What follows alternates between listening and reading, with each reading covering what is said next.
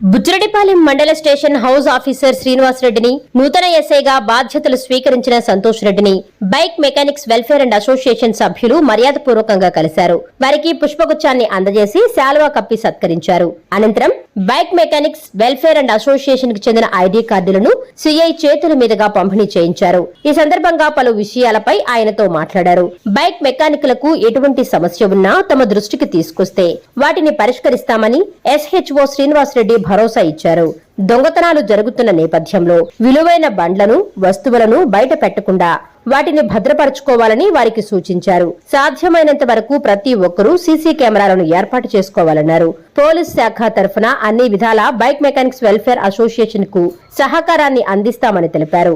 ఈ కార్యక్రమంలో యూనియన్ అధ్యక్షులు Roop Singh, president Shabbir, vice president Basheer Ahmed, treasurer Mahaboob Basha, Venkateswarlu, Badulla, Gayaz తదితరులు పాల్గొన్నారు.